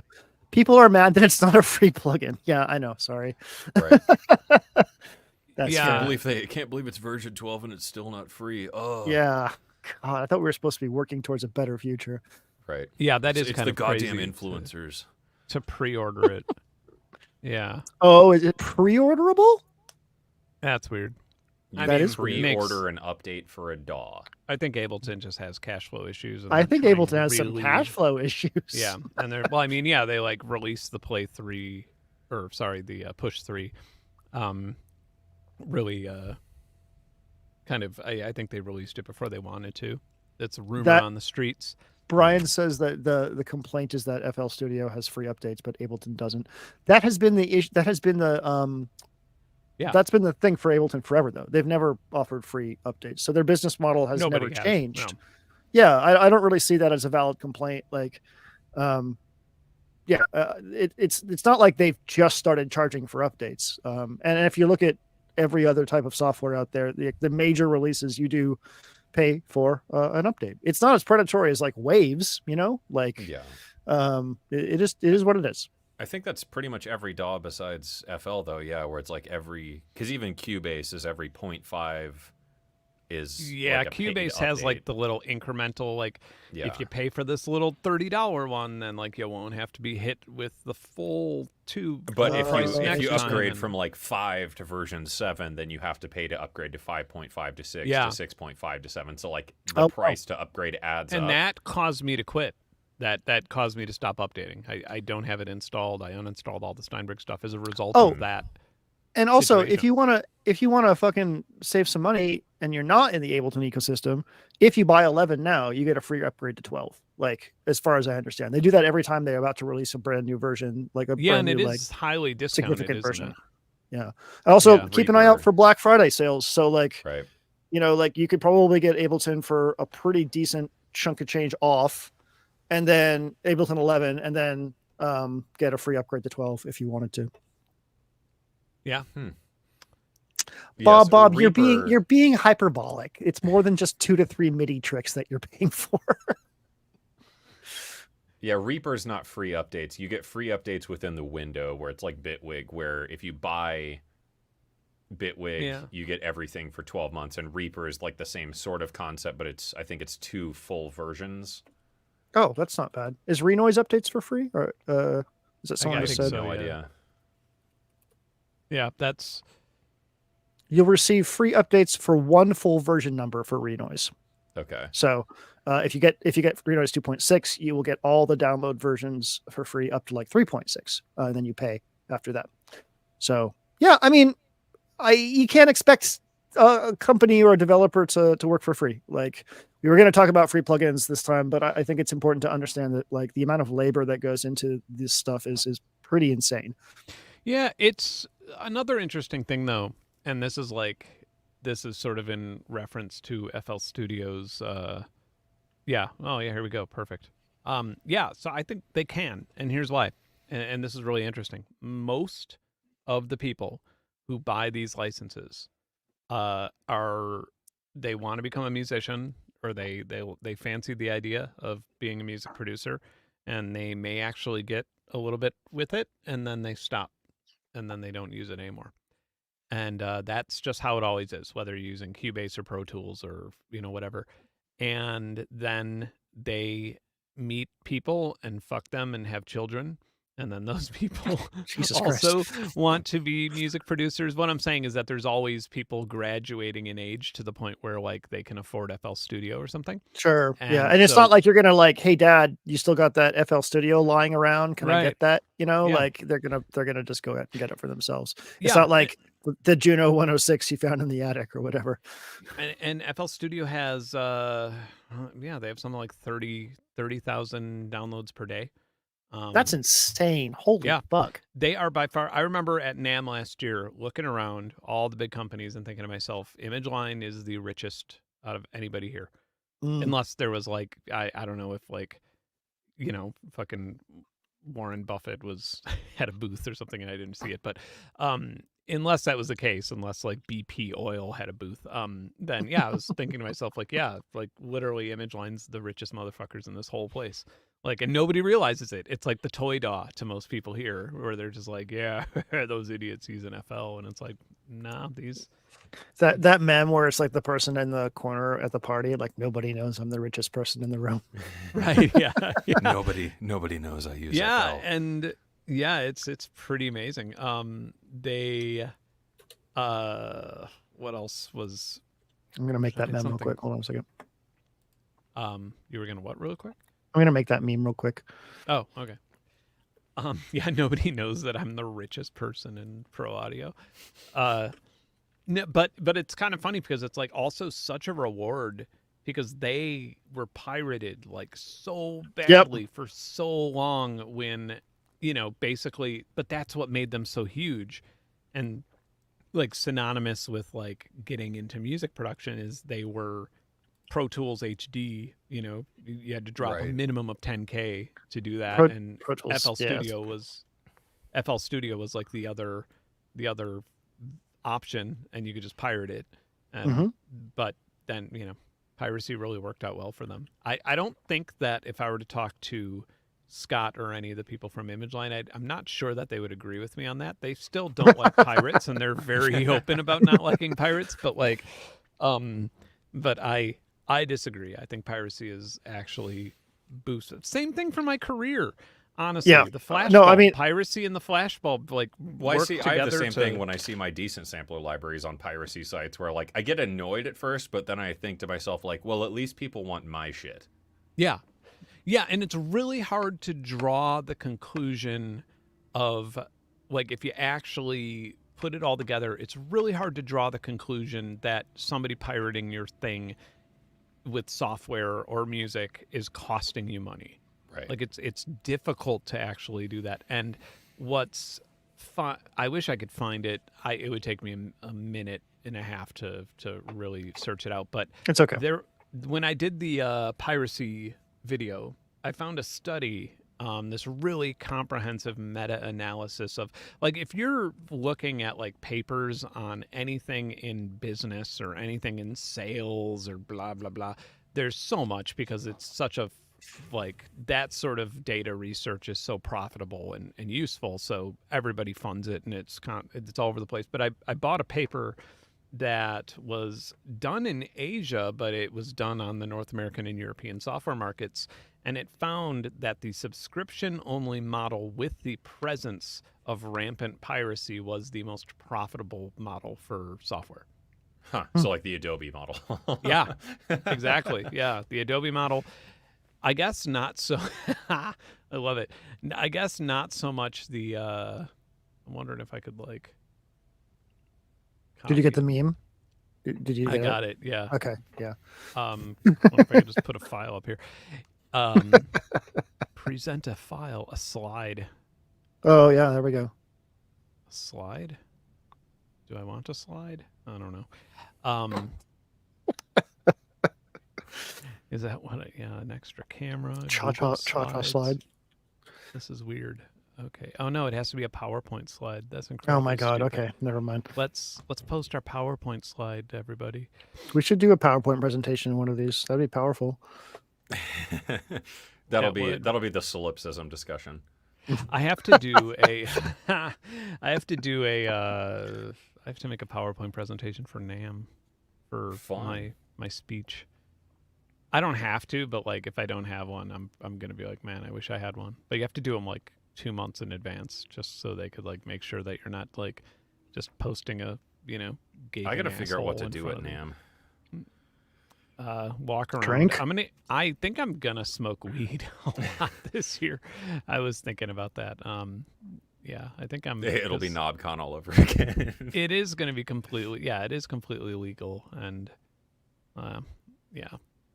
This is just taking this is way too hard. Yeah, don't worry about it. It's not worth it. It's really. It is a good. Yeah, save it for your Twitter because. I think you can. Can you take a file like that and just drag it? You can just drag it into Chrome, and it will be in Chrome. Oh, true.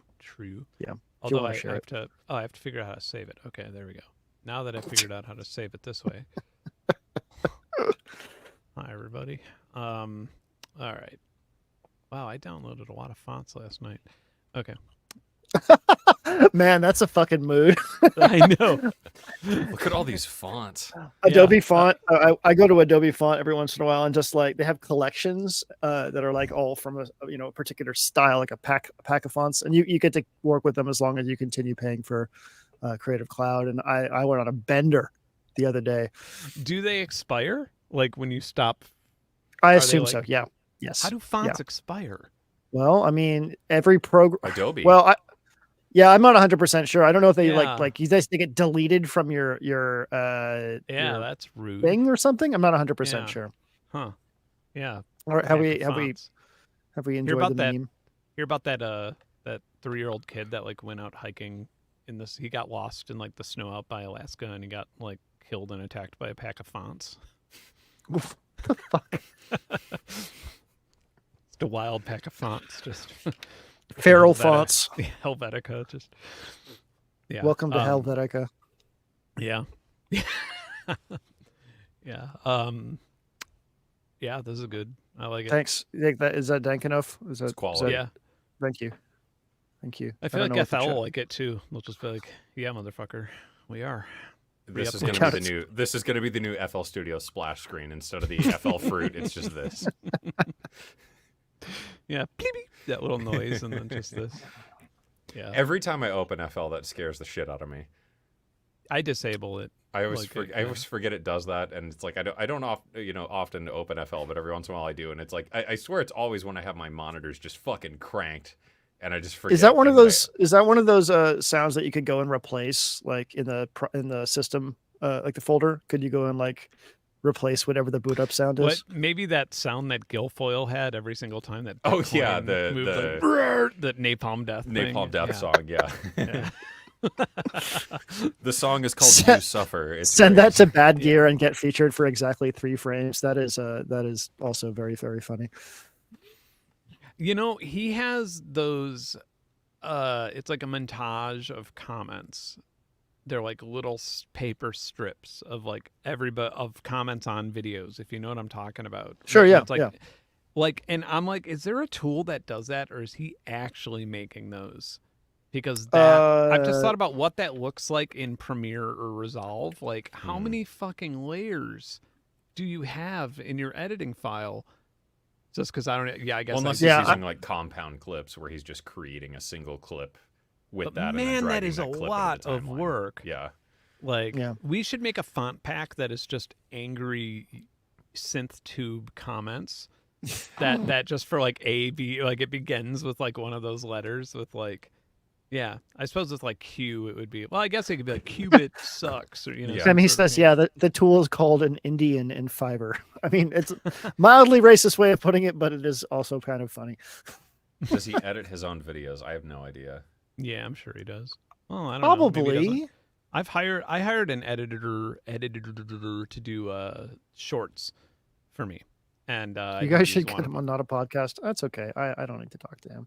Yeah, I appreciate he's there, but his style is not for me. Yeah, he's. I mean, I appreciate his style a lot. I don't have that much time to watch Synth2 videos, but his usually show up. I don't really even watch YouTube stuff anymore. Yeah, I would say, I say that I don't really watch that much, but like I honestly think that like his videos do kind of resonate a bit. When like he has a video come out, it's kind of like, did you see the new, it's wild how much of a cultural impact that has. I would say he's in like the top 10% of probably YouTubers that I watch. Now that I think about it. Like, it's funny stuff. I like it. I can't watch synthesizer videos or YouTube videos.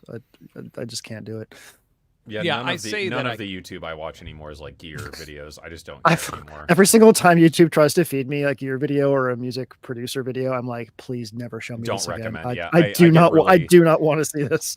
I get really annoyed when I see that stuff too, because a lot of it just became so samey that it's so algorithmically driven at this point in terms of what people are doing. Like it's really hard, and I feel really bad for people. I hear from people a lot that they'll be like, "Oh, I'm getting this new module, or I'm getting this new synth. I'm going to go back and watch all your videos on it, or I'm going to be watching a bunch of YouTube videos." I'm like, don't fucking do that. Go make music with it. That is the worst thing you could possibly do with this. Like go watch dishes and listen to DivKid's video on a module if you're really like interested in that. But for fuck's sake, YouTube is the worst thing you could be spending your time on if you like actually want to like learn and get better at a piece of gear or something like that. But it's I feel like not it's been a healthy. nice balance to get away from making gear videos for me too, because then Yeah. it's like I don't care about the new thing. I only like if something new comes out that excites me, Yeah. then I get interested in it. Like that third wave thing, I was Yeah. like, oh, Or the new cool. sampler thing, you know? Like, right? Yeah, the S4 exciting. that's like legitimately something I would use. Whereas like You're I feel already like- you're already putting yourself in the workflow. Like you're already thinking Right. about what you would create with it, right? And because I for a think while that's YouTube was important. just stuff showed up at my PO box, and then it's like you make a video on it, and then it sits on my shelf, and I never touch it again. Mm-hmm. And that's Yeah. that's the hard part is like that's the weird thing is like music YouTube is not designed for people who actually want to make music. Yeah, I can It's see designed for people who just want to like read the manual, make a video on it, and then do the next thing. And like I appreciate people that are into that because that's kind of like, you know, unbox therapy or something, right? It's just someone who's passionate about technology and like opening things and looking at them and then Yeah. you know, see you next week. And I get that, but it's like I don't know, I just cannot stand what the whole space became. Yeah, I- I agree with you. I mean, I think like there has to be I feel like I've said this with us chatting on stream before, but I feel like there has to be some acknowledgement that a good big old portion of our viewers are people who don't really make music but just like playing with gear Yeah. and plugins. That's fine. And Yeah, and but there's nothing wrong with that. That's No. like a way cooler hobby than hunting or being into like having a loud car or exhaust or, you know, there's like so many things that are way lamer than that. It is a very good, valid hobby, and there's nothing like, I feel like there is this sort of shaming where it's like, oh, I'm a professional musician and you right. just play Where's your music? You know, if that's Right. the big thing on Reddit, you know. Right, But I do yeah. think I'm coming to this conversation from the place of, you know, working with people who want to get better at making music, and I see a lot of traps with YouTube and social media, YouTube specifically, that you can get sucked into, where you're like, you know, you can watch 30 YouTube videos and come away having learned nothing, but like Yeah. all of them say, I'm teaching you something, and like 10 tips for a producer, and like they're just completely out of context. They don't mean shit. Like it's like I think that every once in a while there's some specific instances where, like, if you have a specific problem that you're facing, like why do my drums sound bad? Like you might be able to take that question online and find a good answer from a YouTube video or something like that. Right. The more specific the question is, the more likely you are to get a good information if you learn how to search for it properly. But the concept of amorphously like slurping in producer YouTube and music gear YouTube to learn something is it's a very noisy and not a good value proposition in terms of like Yeah. what it's actually going to get you. I actually had something kind of similar with that. I was working on an action scene like a couple weeks ago, and I ended up watching like 5 or 6 composer videos of like, you know, how to make action drums and like da-da-da-da. And it was funny because you know, this is all stuff I know. You know, I've been making music for fucking ever, but it was just kind of like, I don't know, I just felt like I needed something to kickstart me. And yeah, it was exactly Sure. that. I watched like 5 or 6 videos that were probably 20 minutes apiece. And I walked out of that like, okay. And then I kind of had that moment where I realized that I already gained knew? nothing from doing this. And then it was like, but then all the information I had just absorbed, I was like, oh, cool. I'm just going to go make music now. Yeah. Yeah. You know, where it's like I just went and just did the thing I would have done anyway. And it was like all that did was waste, I don't know, 2 hours of my day thinking that there's going to be an answer out there other than just sitting down and writing fucking music. It's really hard to sometimes to face an unknown, and with considering like how quickly and how easily we can find information these days, like I feel like what people generally want to do is they want to have a question and immediately find an answer online. Like that's what it is. But when it comes to making music, it's a personal thing. Like there are technical aspects to it, and yeah, we can look up information about that, but like you really do just gotta fucking fuck around and sublimate what it feels like to both get it right and wrong, so that next time you can execute on that. Well, like, and no one can tell you what you're gonna do, because all you can do is learn to imitate. But then you're just like not, you know, you're not gonna feel like you've accomplished anything because you haven't put any of yourself into that work. Putting yourself into it is really the big thing. Yeah. I think, like, for me, if I make a video that gets somebody Googling stuff after it, like if they're watching a video and then they're immediately like taking, if I'm taking the first 50% of the deep dive and then they're taking the second, that's like a successful thing, like, because that that's true, sets them on their own path. And then the other thing, which is just kind of a weird, just from doing so many ads and TV things and, you know, just sort of composing jobs, the algorithm I sort of designed for myself that maybe might help somebody else, but it was an interesting way of putting it, is I noticed that like my initial ideas were always the best. And then after that, I would refine them and I would read the brief closer and I would think about the client and, okay, this client typically likes this type of thing, or the producer that's going to choose what to show the client. And so what I ended up doing was giving myself like a 30-minute timer and writing literally, like, if it's an entire, let's say it's a 30-second piece of music, I would give myself a 30-minute timer to finish it. And then after that, I would be like probably unhappy with it, or I would think it wasn't enough. And I would go back and then I would spend the rest of the day working out, you know, ad deadlines are usually crazy, or they used to be. I don't know if they're like these days, but like TV ad deadlines were like, a lot of times they're like next day delivery, like crazy things like that. And so I would spend the rest of the day. Pretty similar to most of the ad work I had before I kind of quit doing it too. Where it was like, we need this, and you have 12 hours. Yeah, and I would just sort of burn my eyes and ears out working on it, and then, sure enough, the thing I did with the 30-minute timer ended up getting picked. And then, you know, often they would be like, could we make the drums a little bit, you know, subtler? And then you'd go back and do that. But well, what's that phrase where it's like 90% of the work is done in the first 10 minutes? Yeah.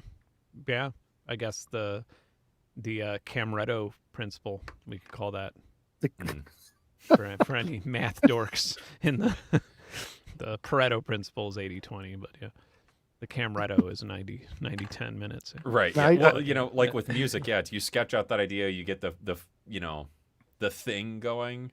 Yeah. And that's where all the important work happens. And I feel like that's the same for most of the process of everything. Though, it's like with writing, all the important decisions are in that first whatever. And I'm a big proponent of like sort of an adaptation of like the Pomodoro technique for working, of just, I know if I tell myself you have 1 hour to score this video, it'll be done.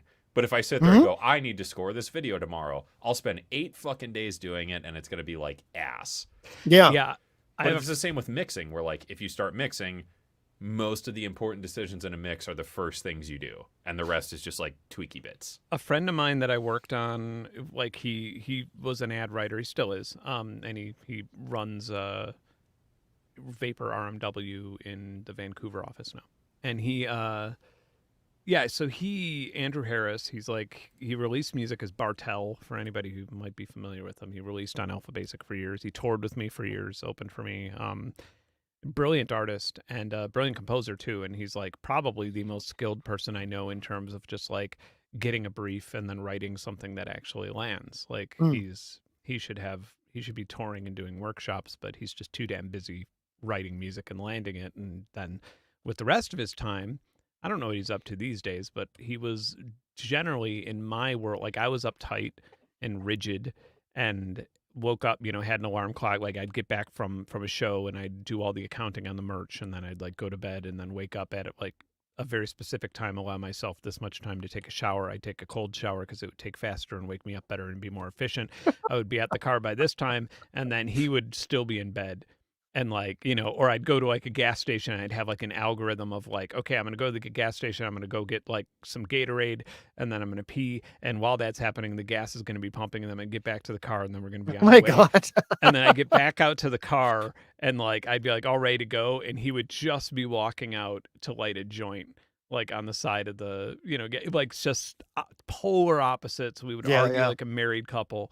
Like it was always that sort of thing. But when he worked on composing jobs, we would, especially ones where we'd have like a week and they'd require an orchestra, or where we'd have 2 weeks and they'd require an orchestra and we'd have to have this, these crazy things that had big demo fees.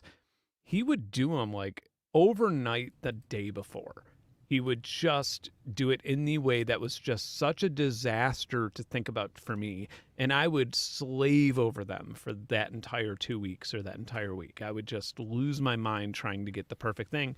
And he'd land them more often than I did, and like that's, and I feel like in actual like musical harmony knowledge and instruments, in terms of like who could play the guitar better and things like that, I felt like I was probably the one who won that contest, but he was just the better writer for the picture. But do you think that's from like a writing standpoint, or do you think it's just like a confidence thing where he was able to be like, here it is? Yeah. And you were more like, I've assessed this and made this many decisions and like trying to present it in a, I don't know, very logical way that like, this is how I arrived at this product. Whereas he was just like, here you go. Well, I think I hated the fact, but I looked at everything like I was, okay, if I work on this job and I provide this service, then I don't have to worry about if people like the flashbulb or not. But then when I work on my own music, I don't give a fuck because I don't need their money anymore. I don't care if they pirate it. I don't care if I get booked for a show or not.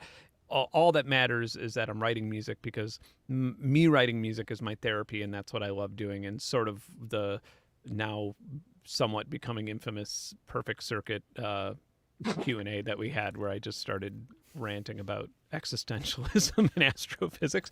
But like, it's like, if you're writing music to go down in some log in history, and if you're thinking of it that way, you're really doing it wrong, because guess what? The universe is going to end at some point, and none of it's going to matter. So you might as well just really enjoy doing it. And yeah, I think about the level of impact that I will have, and therefore like other people, like if you just take half a second to think about how negligible it's going to be, and I don't mean this in a nihilistic way. It's just like, just do it. just fucking make something because it feels good. Like, because like we're not really gonna be like in the history books here. Probably not. I'm not gonna even have a Wikipedia entry. Like that's the real thing, right? This morning I woke up and the first conversation I had that I had a lot of messages, but the first conversation I responded to was from Jade Wee. Mm-hmm. And in it, she said, like, I just love making music. I wish I could make a living off of music. I've been trying so hard to just make a living off music. And I was just like, why? Like look at YouTube and look at all the stress that you have with that. Why would you want to mix that up with the most beautiful thing in your life? Well, I mean, arguably there are alternatives that are far less palatable. Like, this is the fallacy of if you do what you love, you'll never work another day. That's absolutely bullshit. Like, it is not true, as far as I can tell. But the problem is that we don't get to just make music for a living. No one just gets to make music for a living, because when you say that, you're thinking about what, Ben, you said, the whole concept of when I do stuff for the flashbulb, I don't give a fuck. Like, that's a powerful, special thing right there. The art for art's sake. No one gets to do that as a professional musician. Like, that's not how being a professional musician works. Charlie and Josh from Telephone Tel Aviv, he waited tables. He didn't have to, but he did. And Josh did engineering for Perfect Circuit, just to make sure that Perfect Circle and Tool. Wow, that's cool. Josh was doing engineering for all that stuff, and they were making music when they had time and they didn't need to depend on the income of that music. Like, just knowing that like they had some other gig, even though they didn't need it, which at the time I was only doing music. And it was like, when I first when I met them and found out that they had, these other things, especially Charlie, waiting tables, but he loved it. He was a super social guy, and he just loved chatting with people. And he was almost a sommelier. He like he could tell you what wine went with everything, and I think you have to get like some sort of accreditation to officially do that at like a Michelin star restaurant. But like, yeah, I mean that was his gig, but at the same time he loved making music too, and he really loved making music, and it was just that separating the work from it. But yeah, it's like letting money. God, back in the day, I used to look at like the way I would always think about that is with photography. Whenever like I was very into photography. Yep. Before phones got so damn good at it, and if you wanna kill, like, photography is like one of the things. If you want to like absolutely destroy your love for it, try being professional. Right? Like, it will fuck you up so quick. Mm-hmm. And people would want to hire me every now and then. I'd run into somebody who wanted to hire me for like a photography gig, and I'd be like, no. Like we could barter. like like maybe you do a favor for me, and I'll photograph your wedding, or something like that. But like, yeah, it was always this. Like I don't want money touching it because I enjoy it too much. It's what I do on tour when I'm coping. I'll go to the national park or I'll walk around New York with a camera and deal with that. But yeah, it's I don't know. And so I suppose that's another good explanation for like the nonprofit model of YouTube is like, what if there was no incentive? What if you weren't going to get rich at the end of it? What if it was just going to sustain itself? And yeah. Digital has sucked my passion for photography dry. There's just too much of it now. See, this though, this is one thing. I'm probably I don't know you, MP. I don't even know your name, but I'm gonna preach for a moment, and it's gonna probably be obnoxious. Can we cue up a generative organ loop in the background? Right, yeah. Like. One thing about photography that really exhausted me is I would go to a national park and I would like get out of the car and look at this beautiful landscape and pull up my camera and start setting the settings up, and not that I needed to because I auto could switch it to A, bro. Right, yeah, exactly. Aperture priority, baby. Yeah, and I would do that, and then I would think to myself, I am probably not in the top 10% of skilled photographers who have stood in this exact fucking spot and took this exact picture, but at a better time when there was a storm out there or when there was, they came here weeks before and they knew like exactly what day and time to stand here to get this shot. Yeah. Yeah. And it's crazy. But it comes down to like, the one of the biggest things about so like in this studio, if I could like not disconnect my webcam while doing this, all of the photographs on all of these panels were so that one over here is a tornado that is entering the Badlands. Over there is another storm. There's like a baby ram where I was on the edge of a cliff, and it's all in the Badlands. There's a bison. I get my hand pointing at it. That bison back there, that was with a 50 millimeter. I was standing directly in front of a fucking bison. And then that one, I had like really bad frostbite. It was in the winter, and it was all in South Dakota and like the Pine Ridge Badlands area. And the reason all those pictures are meaningful to me, and the reason like if I had a photography portfolio, they would be in the front of it, it's because I risked my life in all of them. All of them took crazy balls. Like it took a whole lot. And like that doesn't necessarily have to be in nature. That could be in New York. Like you just like walk into a restaurant and take a pic, like there's so many like legal photos you could take, but it's uncomfortable to take them. And those are the ones that people aren't taking on Instagram. Like, but I feel like there's probably a metaphor for music in there anyway. But anyway, if your passions suck dry with digital, try to be braver. Walk up to people's face and take photos of them, whatever it is, like somebody having a cigarette outside of a restaurant, like walk right up to them, take their portrait. I got a homeless person down the road that keeps putting up signs on all the stop signs and stuff, like heading towards the city. And it's a bunch of signs about how their friend, the government was putting cameras and trackers inside of their friend. And I'm pretty sure inside of their friend. I think they must have some kind of like schizoaffective disorder. So I think that this is like not really a person. But anyways, I don't know if you guys watch the channel Soft White Underbelly, But that has been like my mental obsession lately of like, God, I would love to just go interview this person and put a camera in front of them and be like, just fill me in on the whole thing of like, but I think that's a lot of the same thing with music though, is most of the stuff that like reserves your passion for the thing is doing the stuff that just elicits that sense of either play or curiosity with it. Because otherwise you're just kind of going through the motions and creating a product. There's a video I watched just recently that I've been thinking about a lot. And this is, I'll have to head out after this and make some dinner, but it was about a woman who, after she had transitioned, she, like surgery and all that kind of stuff, she started to realize that she was depressed. Like she had worked so hard to get to this point of realizing herself. And then she was like, well, what the fuck am I supposed to do now? Like this was such a big journey. It was such a big thing. I had this narrative and I'm here and the narrative has stopped working. I don't have a narrative from here on out. Like, and that can be a really, really depressive thing where you realize that like either the narrative you built for yourself doesn't work anymore, or you don't have any more narrative to work with.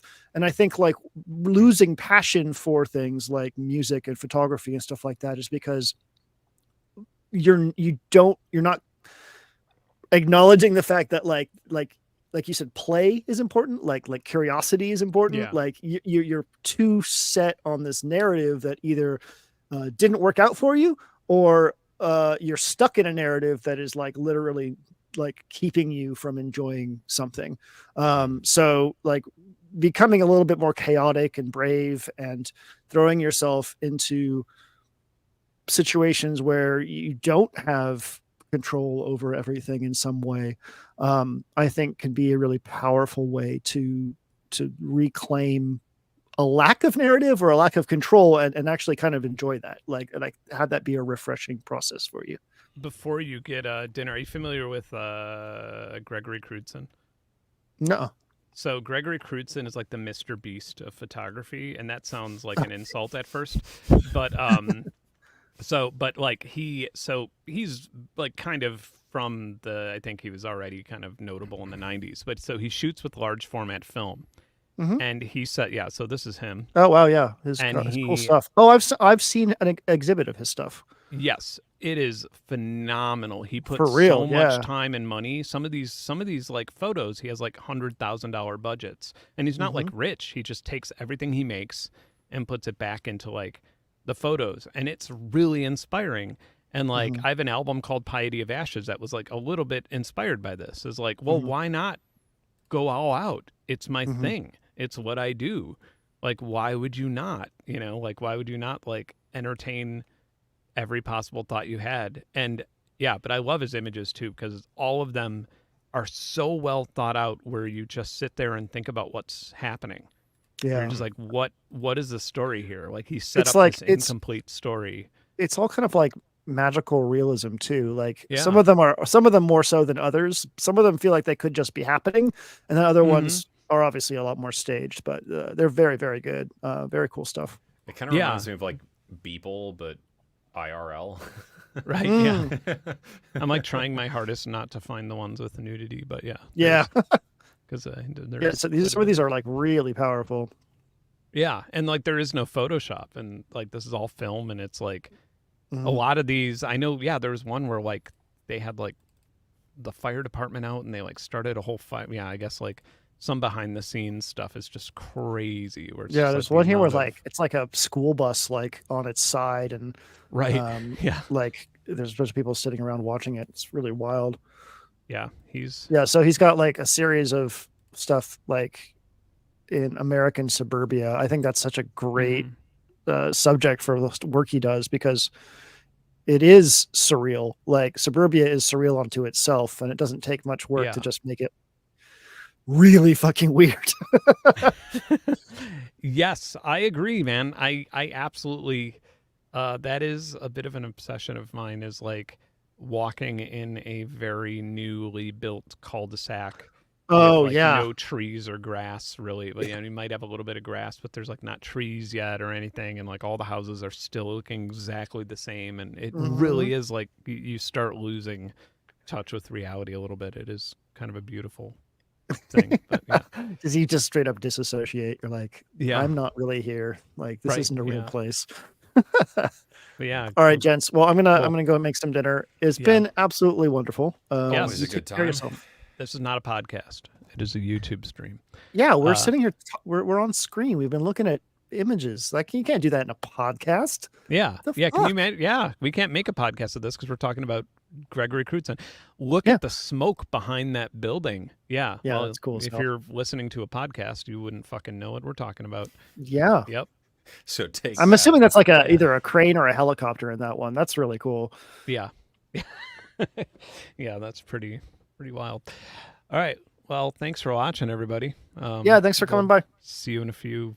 Well, I'll see you soon, but you'll see Go us. be on reckless with Synths. your art. Go do something weird. Just like go do something weird. Challenge yourself. It doesn't have to risk your life either. Just challenge yourself.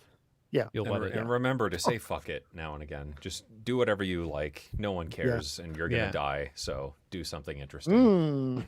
Yeah. But don't die. Don't die We doing it, need but you you. will die. Yeah. Maybe. I don't know. What if quantum immortality is real? That'll be our that's next. the next On the next episode. Yeah. Tune in for free plugins and quantum immortality. Yes. Yes. All right. All right. All right. Bye, everybody. All right. Bye.